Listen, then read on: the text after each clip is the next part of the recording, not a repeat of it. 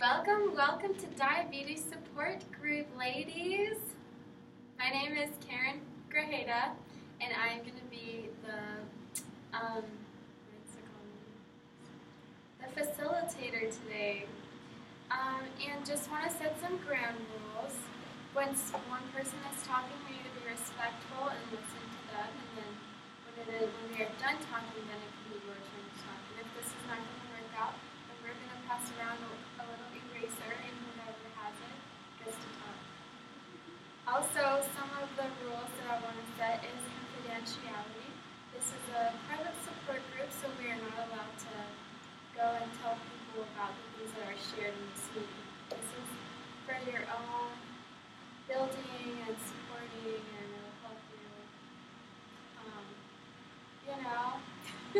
it'll help you be healthier and find people to have something in common with you, and you can share your experiences. But again, confidentiality is important because you wouldn't want others to be saying your personal experiences. Also, please be respectful for different opinions. There will be no yelling and no speaking very loudly. That is rude. No insulting, please keep it to yourself. Cell phones must be turned off or in vibrate. No distractions. And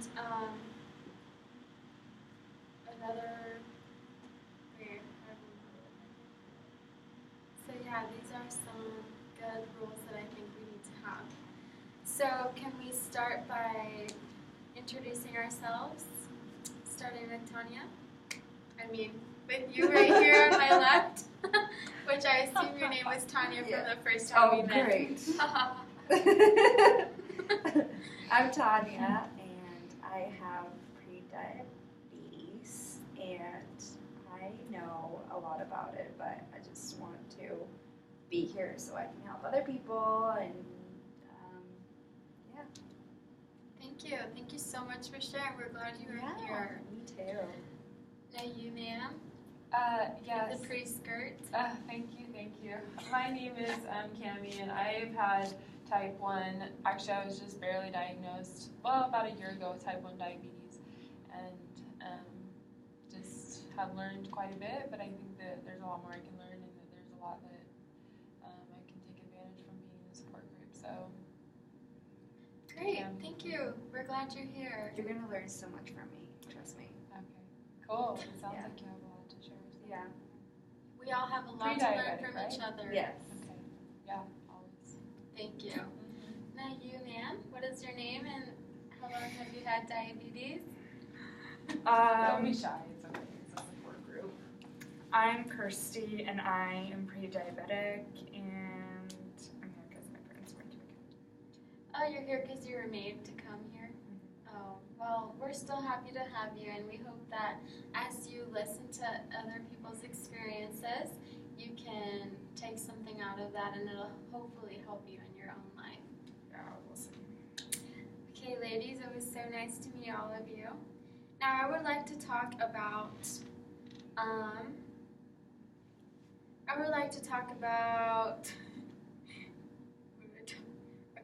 about developing a plan for self-control.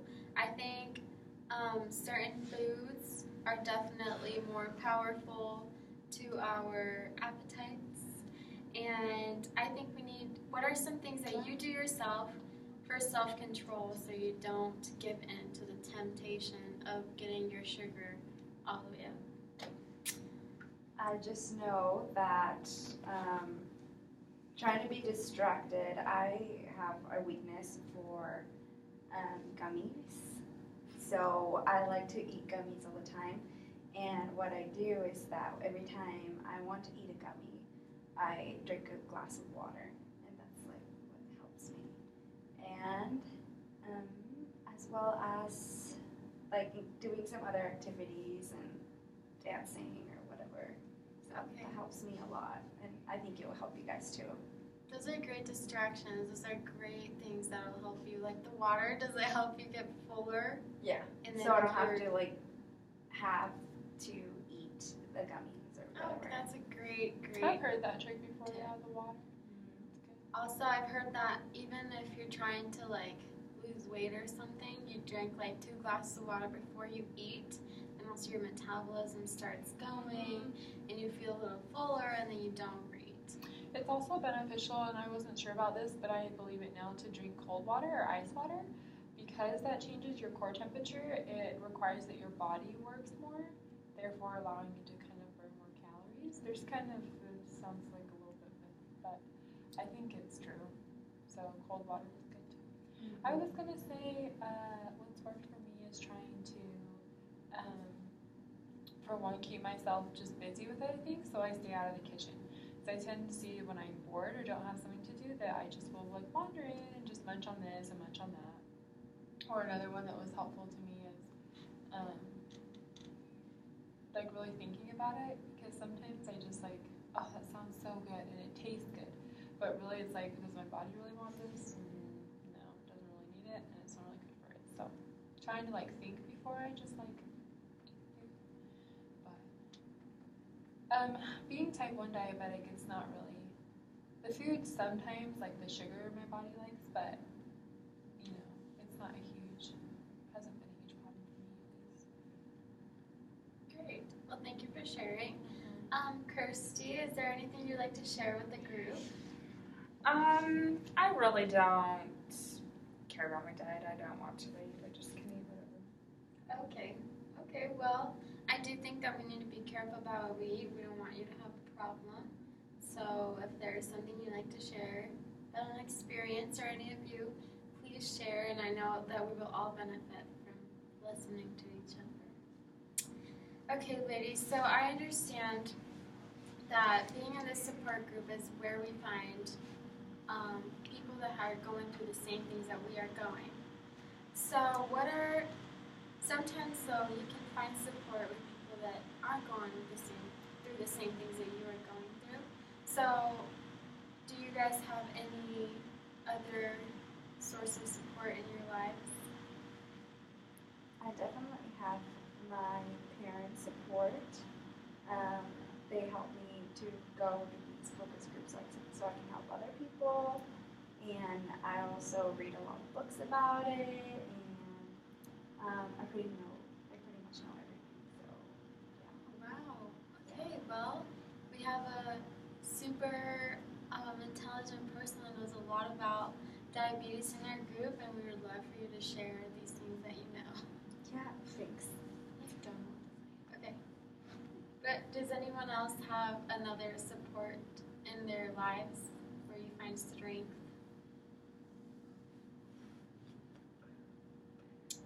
Kirsty, would you like to maybe reflect? Do you have a friend or family that's... I mean, my parents make me come to this, but nobody else really knows.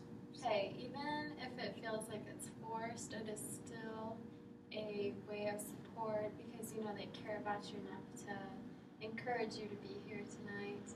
And I hope that as you keep coming to these group meetings, that you will eventually start to feel more at ease and more comfortable.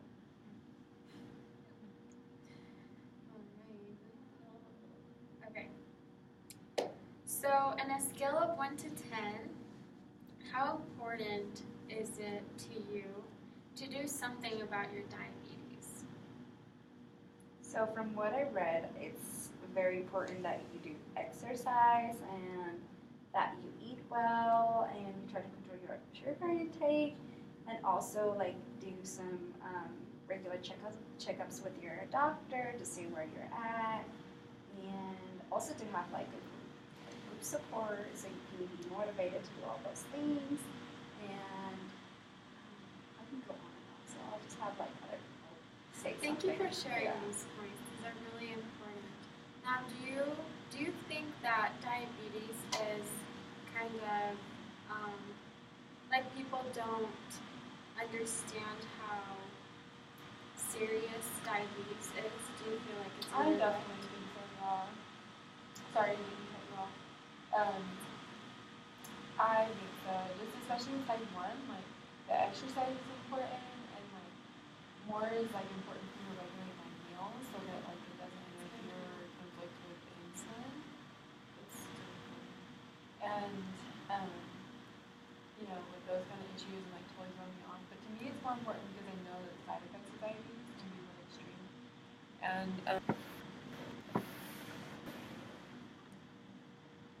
do I hit this? No. Just leave it. Yeah. It'll come back on. Sorry, Yeah, we're guys. frozen. Oh no. Oh, there you go. There's me. Okay, so it's really important and just like because it doesn't seem like you really care that much, Kirsty, but like there are so many terrible side effects to having diabetes. So I think that even just starting you coming here to the support group is really good, and that's what part of the reason I wanted to get into it because I felt like I was doing things, but like you just don't want to like get bad joints or like blindness or even you can like sometimes it's really bad with your neuropathy. So it's really cool that you can come here and then you can learn about some changes that we're doing and you can try and do them or we can help you to do them if it's hard. Yeah, I mean, I just figure I'm gonna die at some point, so. Oh yeah, this is true. We'll all die. That was an excellent point that you made. It is very important to be aware of what can go wrong when you don't take care of yourself with this condition. And you are totally right. The whole limb situation. I actually had the opportunity of volunteering at a nursing home for a couple of years and back in the day, and there were a lot of patients that were missing their limbs because they had diabetes and they did not take the proper steps to make sure their glucose level was good and they weren't eating too much sugar and they were taking their medication, which is so important to take your medication. So yes, and blindness is also a big one. You can lose your sight. So That's actually what my grandma has that right now. She's blind, so it is so important to genetics. Yeah, I'm sorry about your grandma, but this just shows how important it is to make sure that you are doing all you can to be healthy. Okay, so let's develop a plan. Okay, let's make goals that we can all do this week that'll help us with our diabetes. So an example can be I will exercise once or 3 times a week for 30 minutes, or I will eat breakfast this day and this day if you're not a breakfast person, and more. So I want these goals to be timely, and I want them to be, what do you call something when it's not impossible? Something that's Achievable. achievable, yeah, something that you know that you can accomplish. So whoever wants to go, you can go ahead and speak. Do you have any goals that you want to make, Kirsty? I'm really busy right now, and so I need to focus on other things first. Okay. Well, is there something like maybe once a day you can maybe like go check your glucose level? Yeah, I guess so. Okay, that would be a great goal for you, I think. If you would like to do that, that would be great, and you can tell us about your experience next time we meet. Anybody else have a goal that you think you can starting this Monday? I mean, I already do everything that I have to do, so I don't know how to do anything else. Because I'm already like eating well and exercising well, so I really do not know what to do.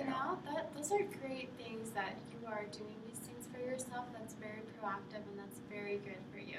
So maybe your goal can be helping somebody else do these things. Oh yeah, I would love to do that. Like That'd be nice. maybe you can get together with Cami or Kirsty and you guys can go for a walk or you guys can go,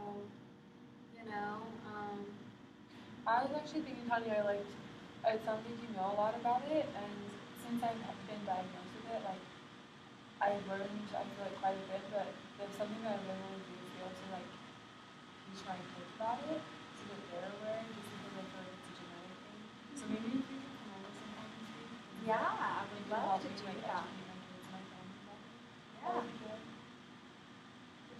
It could just be really hard to do.